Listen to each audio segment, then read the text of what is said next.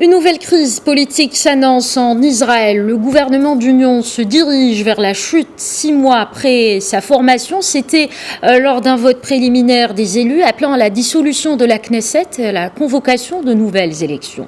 Cette nouvelle crise s'accompagne d'une guerre de mots entre le Premier ministre Benjamin Netanyahou et son ministre de la Défense Benny Gantz, censé être son principal partenaire au sein de la coalition. On revient sur cette crise en direct avec la correspondante de médias en Palestine, Valérie Ferron. Bonsoir Valérie. Bonsoir Manal et bonsoir à tous les téléspectateurs. Donc c'est une nouvelle crise politique en Israël. La crise risque de mener à la dissolution, on le rappelle, de la Knesset et à des élections anticipées aussi, ce qui serait la 4e fois en 2 ans seulement. Valérie, quels sont les enjeux pour Benjamin Netanyahou aujourd'hui ? Eh bien, si on voulait résumer, Manal, on dirait rester au pouvoir coûte que coûte.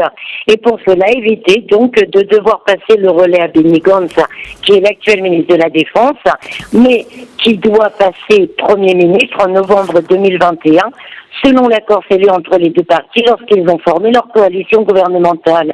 Un des principaux bras de fer se joue autour de l'adoption du budget, ou plutôt, j'allais dire des budgets 2020-2021, car selon l'accord, les deux budgets devaient être adoptés pour permettre une alternance donc entre Benjamin Netanyahou et Benny Gantz sans problème.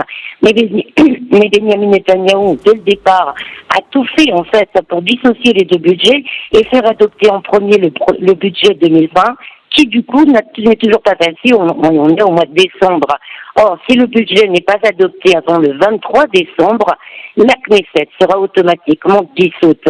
Et c'est là que je joue le bras de fer et donc un des enjeux pour Benjamin Netanyahou, le timing. Si la Knesset est dissoute automatiquement, cela donnerait jusqu'en juin prochain à Benjamin Netanyahou pour remonter dans les sondages.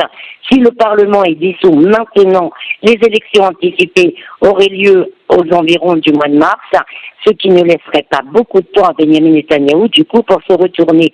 Et c'est bien ce que cherchent les opposants, y compris Benny Gantz, et en premier lieu également aussi la liste unifiée, Manal, qui représente les Palestiniens citoyens d'Israël.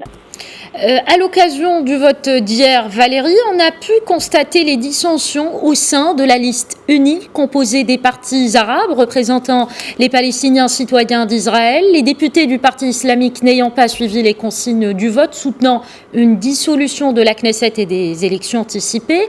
La liste risque-t-elle d'éclater ? Alors, pour l'instant, la question est vraiment posée. Ceux qui ont joué les troubles faits, ce sont les représentants du parti islamique, Ra'am, qui mercredi, lors du vote, n'étaient tout simplement pas présents. Et celui qui est dans le collimateur, c'est Mansour Abbas, qui a publiquement pris ses distances avec la stratégie de la liste unifiée, en estimant que les élections anticipées allaient renforcer Benjamin Netanyahou et aussi l'autre parti d'extrême droite de Naftali Bennett. Ses collègues lui reprochent de jouer le jeu de Benjamin Netanyahou, qui lui a tout intérêt à ce que la liste unifiée avec 15 sièges au Parlement éclate.